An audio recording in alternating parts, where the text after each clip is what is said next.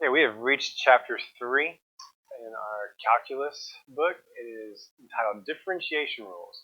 Really start paying attention to these next few sections because we're going to be going over a lot of differentiation rules that we will be using for the rest of the year. So if I lose you over these next couple sections, you're going to be in a world of hurt for a while. Okay, so our first differentiation rule is going to be for polynomials and exponential functions. So let's first look at the, I guess it's just the constant term, y equals c.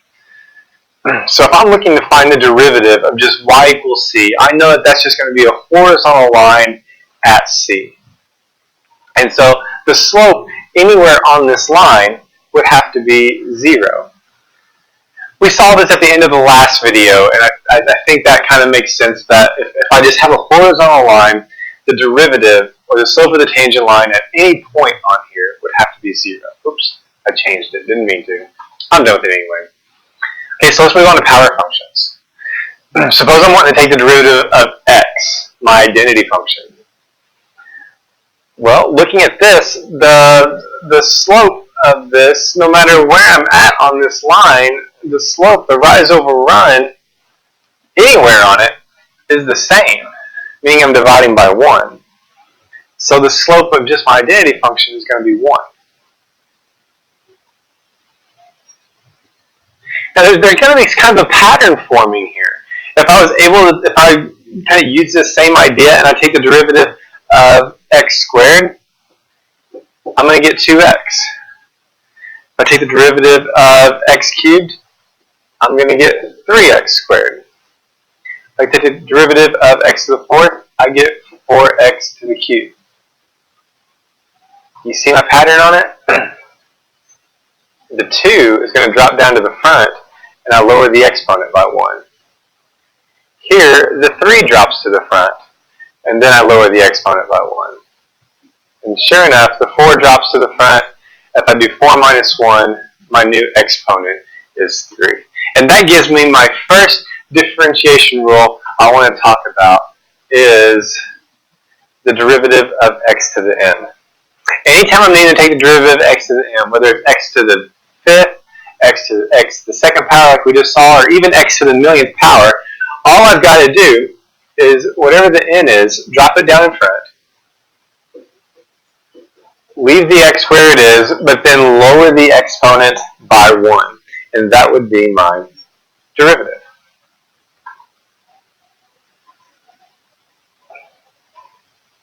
So let's try some. I'm going to try one, let you try the rest. So what I'm saying is, no matter how I'm asking this derivative, if I drop this 6 down in front, and then lower the 6 by 1, I have my derivative. Okay. So I want you to do the rest of these. It looks like I have some blanks to fill in. Let's just call this dy over dt. And I apologize for that bell. I'm trying to get this whole video done in between some classes.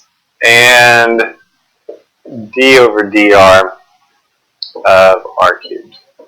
Okay. So I'm going to let you try those. It doesn't really matter what the variable is, but they all stay put. So you work those, hit pause, I'm going to work them, and then we'll match answers.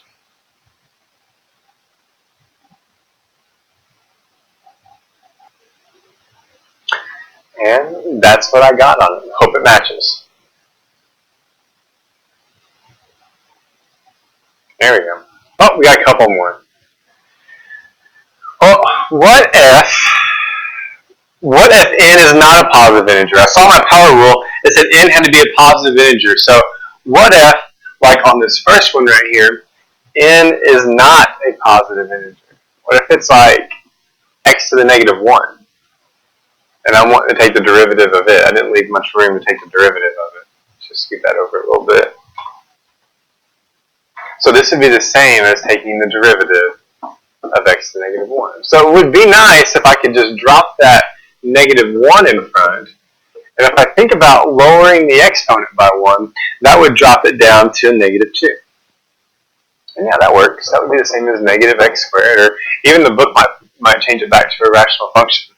Oops, it'd be negative 1 over x squared. So that still holds true. But what if I have the square root of x.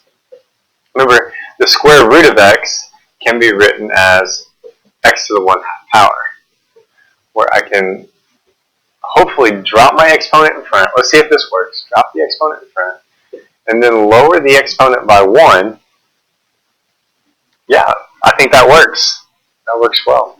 Now, they might have went ahead and got rid of the negative exponent and put the 2x to the positive 1/2 down here, and then change the x to the 1/2 back to the square root of x. I assure you I'll accept any of these three when it comes test time. So I think we can up our game on our power rule just a little bit.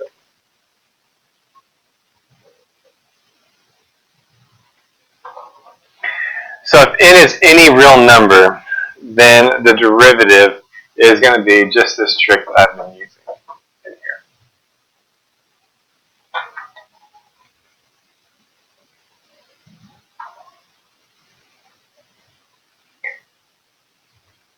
Okay, I'm going to let you do these two. It's going to work like I did the last two. Switch them so that they have an exponent, and then use your power rule on it, and then see if you can come back and match my answer after you hit pause.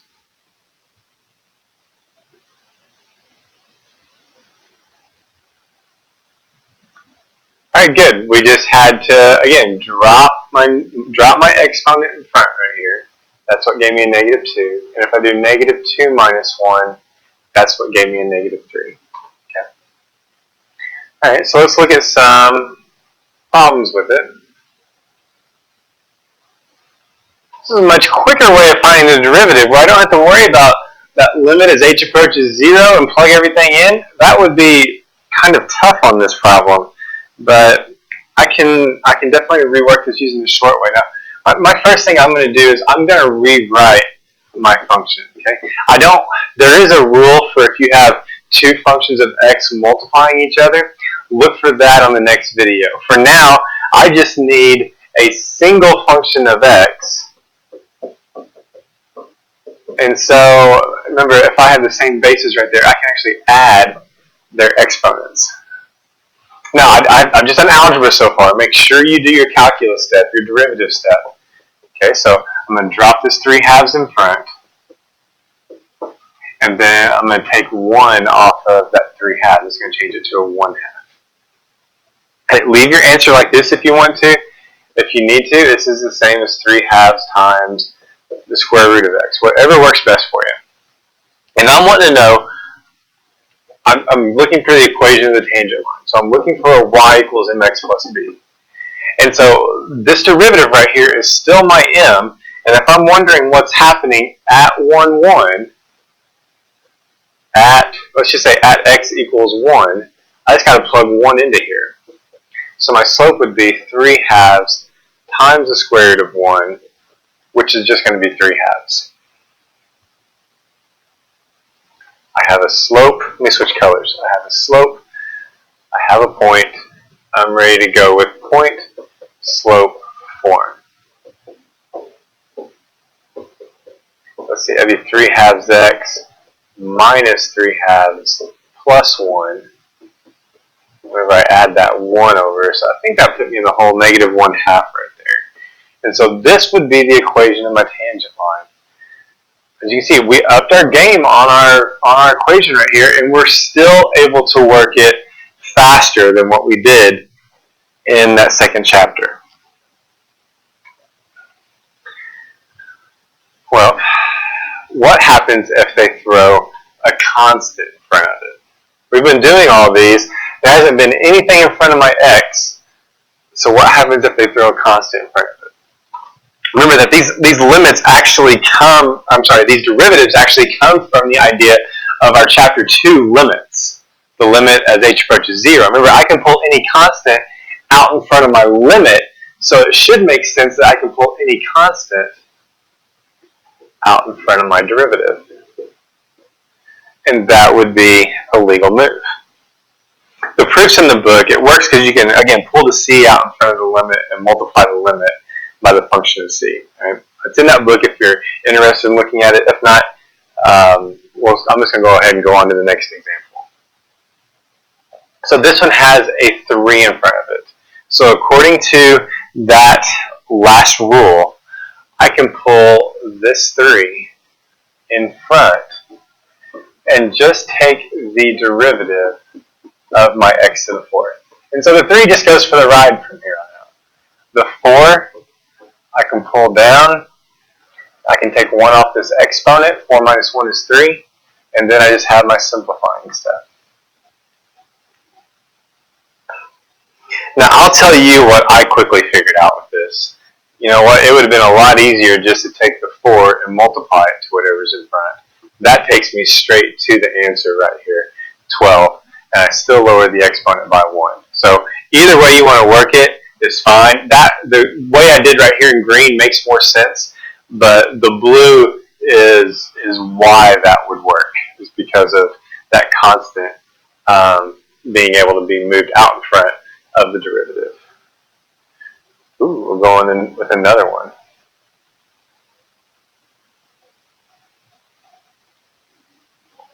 This one's kind of weird, isn't it? Remember, this is actually x to the 1st power. So, just using my little rule, I can pull that 1 down in front and actually have a negative 1.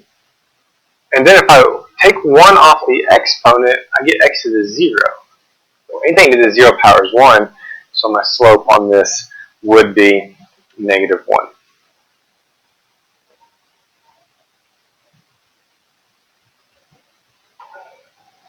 Okay, let's expand our thinking just a little bit to sums and differences. It's going to work just like I did with limits, where I can take the derivative of each individual function and just add them together. And it would work for subtraction as well. I can just take the derivative of my f function and the derivative of my g function. Okay, this is very helpful, and it's going to cut out on a lot of work. Now I'm going to work this the long way first, so you can kind of see these 2 rules going to work. Okay. So whenever I'm actually doing this big old long polynomial right here, can you imagine plugging in the limit as h approaches 0 into this thing and expanding out all your binomials? That would be a mess. Okay, but my new sum and difference rule says that I can just take the derivative of each individual one. I can actually pull this 12 out in front, but I'm going to use my shortcut instead. Minus the derivative of 4x to the 4th. And then the derivative of 10x cubed. And then the derivative of 6x. And finally, the derivative of 5. And so I'm just going to think about each term in this polynomial being its own little derivative. It's like the derivative of x to the 8. The 8 comes down in front, and then I lower the exponent by 1. Again, if you pulled the 5 out in front, that's fine. I'm just going to go ahead and say 5 times 12 is 60. That's just a lot easier just to work it that way, and it's going to knock out a whole line of work. Minus, it would be 16x cubed, plus 3 times 10 is 30, and then lower that exponent by 1.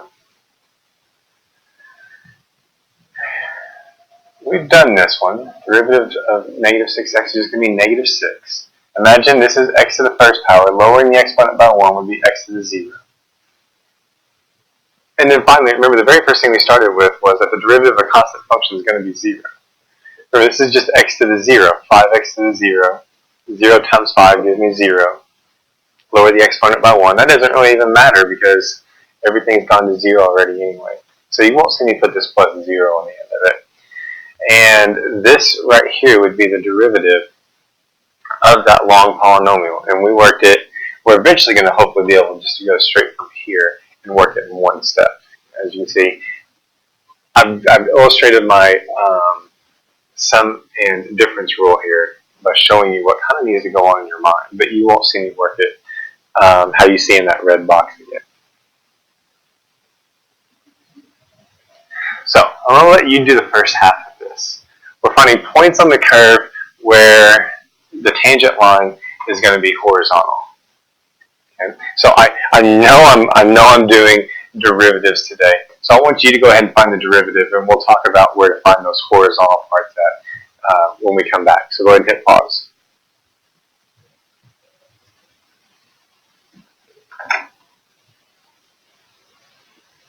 Okay, hopefully you got this derivative. So if I have this curve, whatever this looks like, I'm just going to make something up. Suppose it looks like this. I am interested, I know it doesn't look like that because I have x to the fourth in front, but if I'm looking at where the tangent line is horizontal, I'm looking at where the tangent line levels off. Well, look at the slope of these little green lines right here. They're actually 0. So if I'm looking for where the tangent line is horizontal, I just have to set my derivative equal to 0 and then solve it. Okay, so let's see, for x could equal 0, that would be at x equals 0. And then x squared minus 3 equals 0. That would be, let's see, add 3. Take the square root of both sides. It would be x equals plus or minus 3. It actually asks for the points. So I'm going to have 3 spots on this graph where the tangent line levels off for a little bit. Okay, so the first one, if I plug this 0 back in, first one's at 4. Okay. If I plug in the square root of 3 back into the original, I think I get negative 5. I might check my math on that, but those to the fourth power and to the second power is going to help clear that square root. I believe this one's negative 5 as well, since I'm dealing with an even function. Definitely plug this in your graphing calculator. It's really cool how it works, and you'll see these 3 spots on your screen are going to be where my graph levels off, or it changes direction. It's a little local maximum, local minimum that I would have.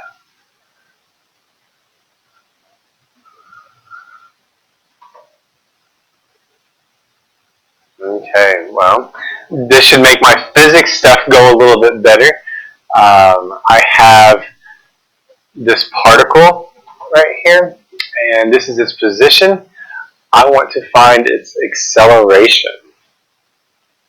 Well, remember, if I actually take the derivative of my position function, it doesn't give me acceleration. It gives me velocity, which in this case would be 6t squared minus 10t plus 3, right? If I took the derivative of that position function, that's what it would be. But I would have to find that velocity in order to find my acceleration. Because in order to find acceleration, I'm going to have to take the derivative of velocity, and then I have my acceleration. So this is just a second derivative. We've talked about this. If I take a second derivative of this, that's going to be 12t minus 10. That would be the acceleration at t seconds. Okay? So if I wanted to find maybe acceleration at, I'm going to make up a number, 2 seconds, all I have to do is plug in 2 right here. And so I would get 24 minus 10, it would be 14 centimeters per second squared.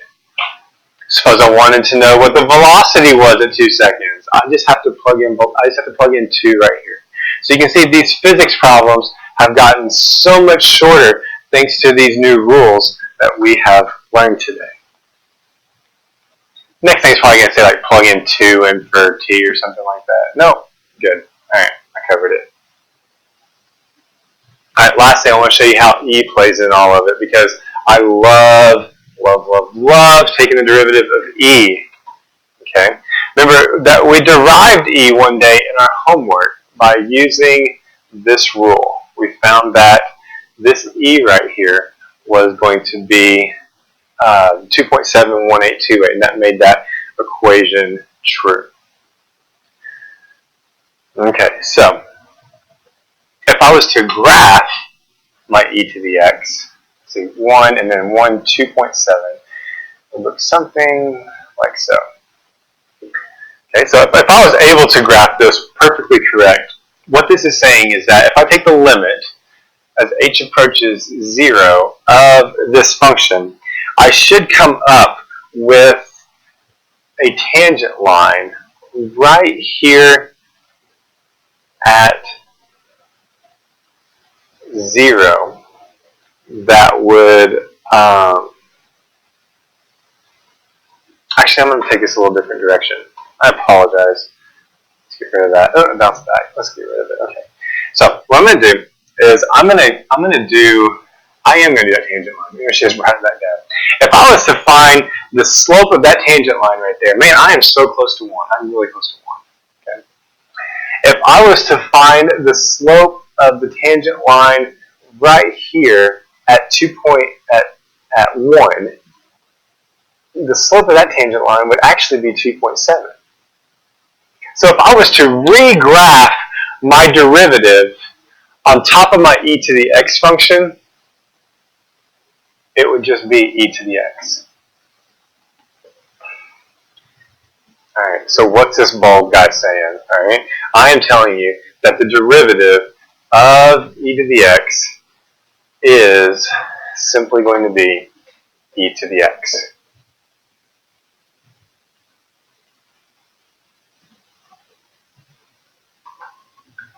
So, what does that look like in a problem? Okay, we can use our addition and subtraction rule, our sum and difference rule on it. So I can actually take the derivative of this function, and I can just take the derivative of each individual part like I did on the polynomial earlier. So I can take the derivative of e to the x, and the derivative of e to the x is so nice. It's just e to the x. And the derivative of negative x, we've already talked about, is negative 1. Okay. What about second derivative? F double prime of x. Well, if I take the derivative of e to the x, it's still e to the x. It never goes away. E to the x just floats down through all these derivatives. And the derivative of negative 1 would be 0 because negative 1 is a constant. So my second derivative would simply be e to the x.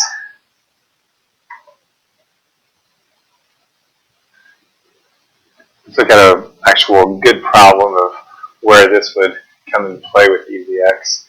So at what point on the curve y equals e to the x? Here, let's just suppose this is my e to the x. It's not going to be perfect. It's good enough. Is it parallel to the point, or to the line y equals 2x? So y equals 2x. I'm going up maybe about like so. It looks like it's a tangent line, but I'm just looking for the point on this blue line right here that if I was to draw a tangent line on it, it would be parallel. It would never cross this red line. A little bit of work to do. Okay. So my function is going to be this e to the x. And so if I take the derivative of my function, I still have e to the x.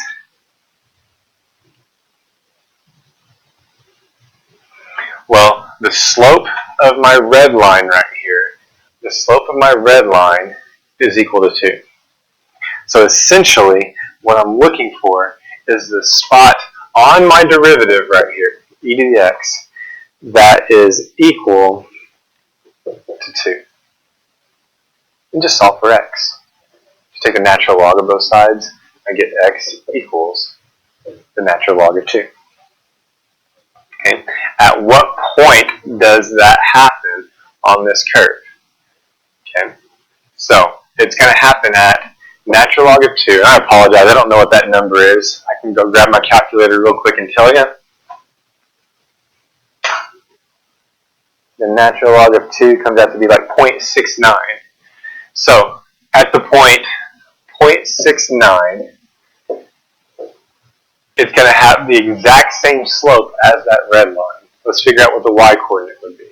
So if I just take this natural log of 2 and plug it in, I get e to the natural log of 2. Well, those cancel, and it's just 2.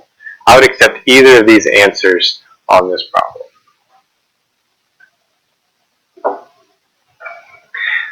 So I got good news and bad news for you. The good news is these work so much faster now. Okay? The bad news is we got a lot of rules we have to keep straight over these next few videos. So please practice this. It'll make the rest of the rules go by a little bit more smoothly. Okay? I've been told I had some audio issues with my microphone today. I apologize. I hope that it did not happen in this video. I went through and changed some of my settings back to what they previously were. And so I'll know in just a minute whenever I finally stop the recording and hit playback.